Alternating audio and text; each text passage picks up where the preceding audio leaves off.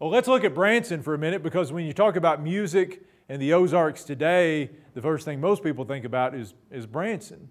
And we'll just talk a little bit about the very early days of Branson's musical story. And we know that that's become what really built Branson was the music theater business. And this dates back all the way to 1960, when you have the Mabe brothers, who establish their jamboree in Branson.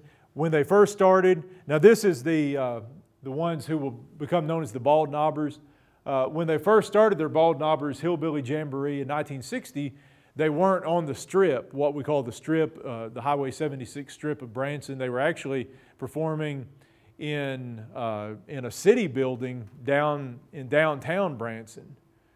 So it starts out as kind of a small, informal sort of affair, and eventually in 1969 they move out and open up a new theater building on the Highway 76 strip. I guess where the Bald Knobbers is now, or the same general vicinity where the Bald Knobbers Theater is. But they were the first group to have a permanent presence there in Branson, and so the Bald Knobbers are they're the pioneers of the Branson music scene. Presleys Country Jubilee comes along next. Presleys points out still today that it was the first of Branson's shows on the Strip, and that's right. It wasn't the first show in Branson, but it was the first to locate on the Strip, and it was founded by Lloyd Presley, the patriarch of the Presley family. Presley, like the Mabe brothers, had been playing music around the Ozarks for a long time before he started in Branson. And the success of the Bald Knobbers convinced the Presley family to go to Branson and to try their hand at this as well. And originally their theater was known as the Mountain Music Theater. Today it's Presley's, is it Country Jubilee or Mountain Music? It's Country Jubilee. And so it's still there on the Strip. And this picture is actually of their first building. And then there was, in the 70s and 80s, you had lots and lots of other, mainly country groups who came in. You had groups like the Plummer family there on the left, who were from Knob Lick, Missouri. Does anybody know where Knob Lick is? It's up in the northeastern part of the Ozarks. It's just a little bitty town. I think there's one store there today. That's where the Plumbers were from. Then you've got over here the Foggy River Boys, who sung country, gospel, and were champions of style in the 70s, as you can tell from the, I don't even know what you call that. Are those leisure suits or polyester? I mean, they're definitely polyester or something. Those are really, what's really nice though are the white shoes, the Cousin Eddie shoes. Yeah, those are Cousin Eddie. Everybody knows those as Cousin Eddie shoes today. I would love to have a pair of those, but I would want the blue socks with them.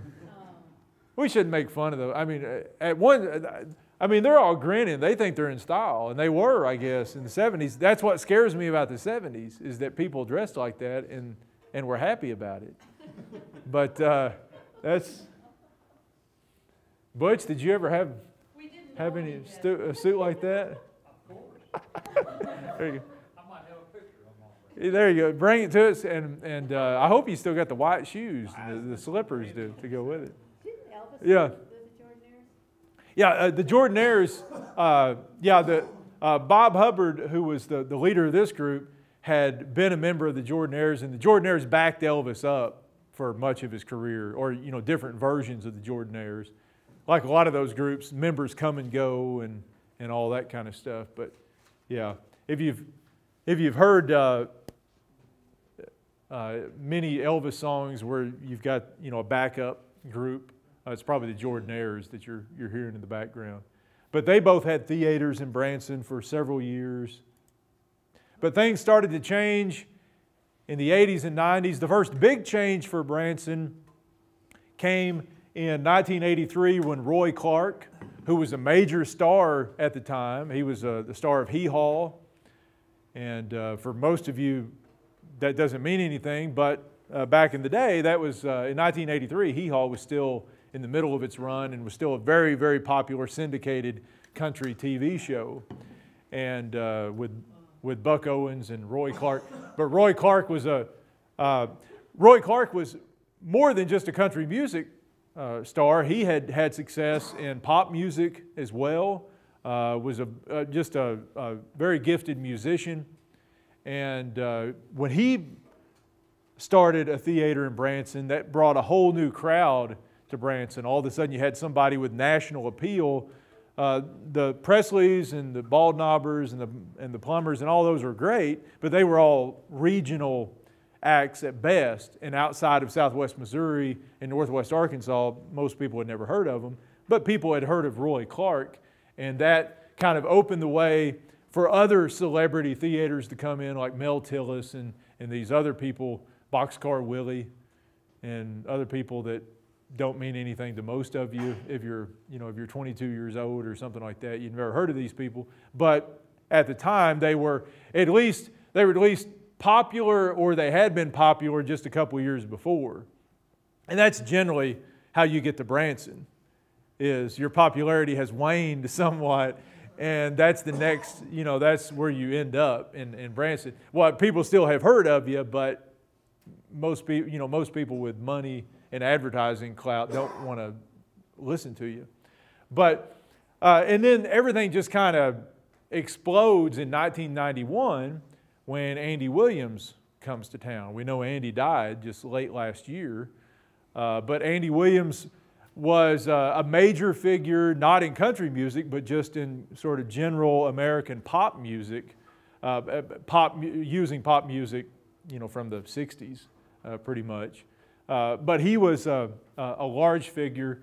And when he comes to Branson, that's when the national media starts to pay attention. No longer is it just a bunch of yokels and Roy Clark and Mel Tillis, but all of a sudden Andy Williams is here.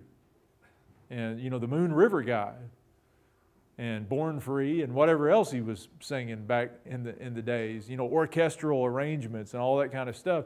And when the media notices, 60 Minutes in December of 1991 did a long segment on Branson, on this explosion of Branson and the arrival of Andy Williams and all this kind of stuff.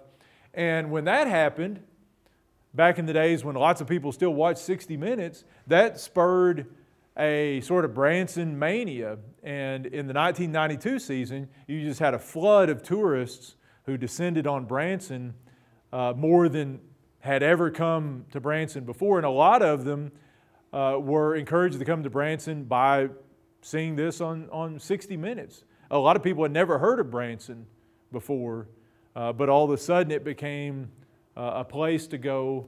And it's estimated that about 4 million visitors came to Branson in the summer of 1992. Really taxed the local infrastructure when the roads weren't ready for that at all. And if you are old enough to have remembered going there in the early and mid 90s, or someone who has, there are all kinds of horror stories about traffic jams, just nightmare traffic on roads that weren't meant to accommodate that many people. For a few years, you had a huge boom in Branson. As booms do, they're eventually going to come to an end, or at least they kind of plateau. And that's what happened. We know Branson is still quite prosperous in many ways, and still millions of people come to Branson, but it didn't continue to grow at such astronomical levels. It couldn't and stay roughly the size that it was. But you do have in the 90s, you have lots of theaters that open up. It becomes the premier tourist mecca for the state of Missouri, if not for the entire Midwest region. And so Branson becomes not an overnight success. We've seen that this traces back, several decades as the music industry slowly built Branson to what it is today. And you could throw in there Silver Dollar City, which we'll talk about later in the semester when we talk about tourism, and the Shepherd of the Hills and all that kind of stuff. But it was really music, the music theaters that made Branson what it became